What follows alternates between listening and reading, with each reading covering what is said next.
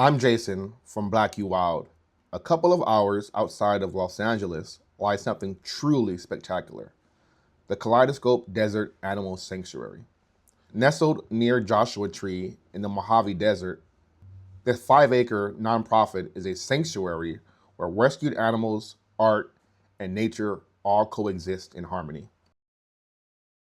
Driving through the gates, you immediately understand why this sanctuary exists. In the heart of the Mojave, a dedicated community has created something truly special: a refuge for over 100 animals. The first animals we encounter are the emus, and honestly, I was a tad bit scared. They're kind of curious and are eager to meet you as well. They come right up to you and may even start pecking you, but it didn't really hurt. It's a shocking first encounter of the wildlife here, and a reminder that you are in their world. I reached out to the owners and asked if they wouldn't mind me filming, and they actually gifted me a day pass to do the full experience. Before the official tour began, though, we were invited to explore on our own. The property sprawls across 5 acres. There's some turkeys down there, and you can stay in each of these little spots. I'm gonna go inside here. And then there it is, the zebra that you see on Instagram, just chilling by the pool under the shade. This moment was truly amazing. It's wild to see these animals roaming freely in the middle of the desert.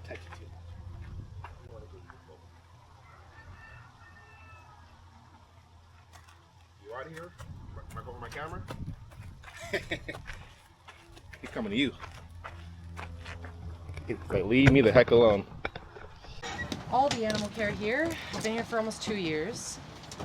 The animals are my family at this point.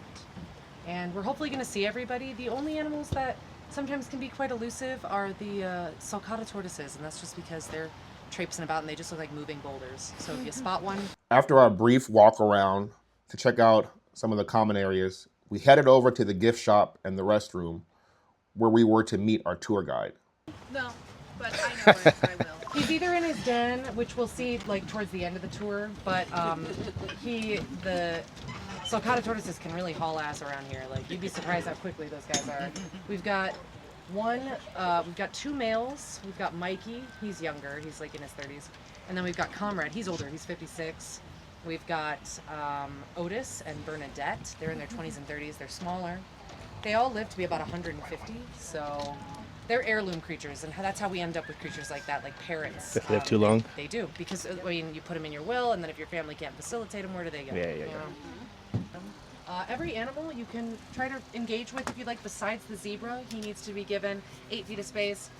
Not for lack of trying, he will try to approach and I'll just intervene because, you know, that's my job. But everybody else is fair game, and the only thing they'll do if they don't want it and just respect their boundaries is walk away.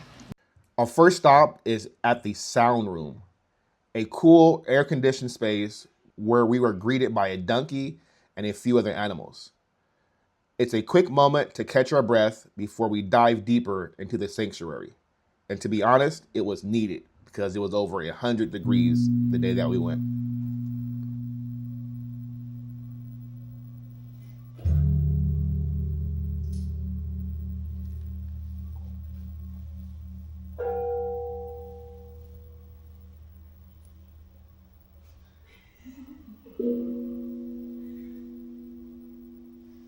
Utilize that if, like, usually if any of the animals, like if there are dynamic shifts or they're having kind of little discrepancies, it's always male and it's always birds. And if you show them a mirror or guide them to a mirror, they're distracted. The vanity of birds is endless. Was this like an art installation before it was? I want to say that there was an artist that lived on this property before, and he built these. So they just added the accoutrement to make it nice. Like, this was a little bit smaller, kind of like a little shack. Okay. Now it's like the vintage barn. You can rent that. Nice. That's the Star Tower. They added the iridescent awning and the kitchen on the side. What is that used for? Just for like everybody, or? Yeah, just guests. Yeah, guests. they're all Airbnbs. Okay. Any of the other little structures that one's you an see. Airbnb as well? Ah, that's a cool one. Yeah, it's like a bunk bed situation. You know, we get a lot of like friends and stuff. Nice. The vintage barn is probably my favorite one. It's beautiful. Yeah. That's what we're saying. Oh, is that what you're saying? Oh my God, it's beautiful. You got the good one.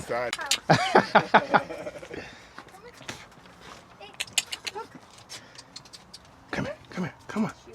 Oh yeah, he's following the food. Pretty cool. Oh, they got the amazing tub right in the middle. Look at that. Beautiful. Beautiful setup.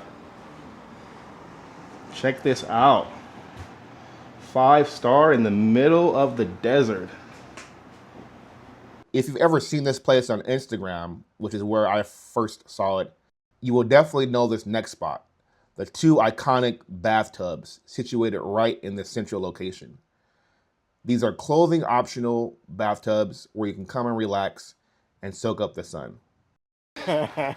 She's like a ballerina, though. I used to tell people to touch a wall when she'd start running because I thought she'd mow them down, but honestly, she's very agile.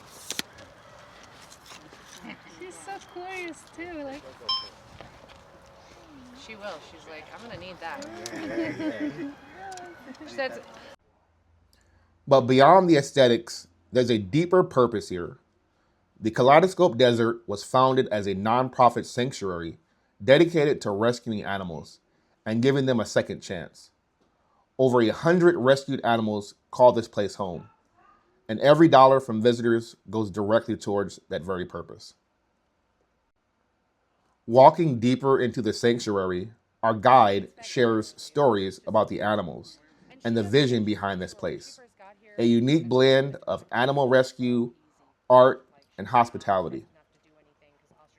they can be lethal, you know.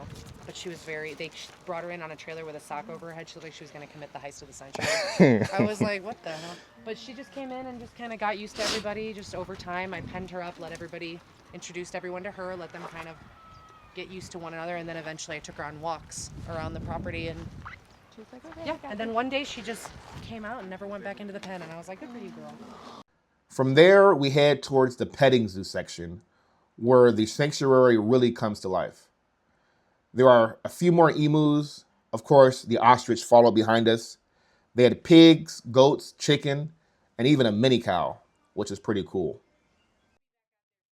I got to interact with all of them up close, petting the pigs, which are pretty laid back and lazy, and also playing with a few of the goats. One of the coolest moments here is that I got to headbutt one of the male goats, which, to be honest, is way more enjoyable and relaxing than one would expect.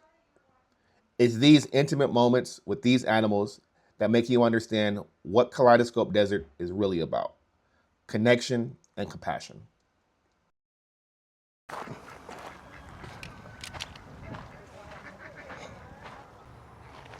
Hey, little buddy. You gonna make him? You gonna scare him for me? You gonna scare him? You want to get the video? We got the turkey here. We got the peacocks. Another friend donated it. Are you trying to sneak up on me? Eventually, the tour loops back in on the freshwater pool where we had originally met the zebra. And of course, it's still there hanging out. This is where most of the guests can relax, and of course, it's clothing optional. In this desert heat, the pool definitely is a great spot to both start and end your day. So we ended our day at the gift shop, made a few purchases, and took a few more final photos. The Kaleidoscope Desert isn't just a day trip. You can actually stay overnight in one of those unique units that I talked about, access to pool, the art installations, and spend time with over 100 wild animals. And like I said before, all the proceeds from the Kaleidoscope Desert go directly to the rescue and care of these amazing animals. It's a nonprofit mission wrapped into a magical desert wonderland. I'm Jason from Black U Wild, and thanks for joining me as I experience the Kaleidoscope Desert. And as always, get to trekking.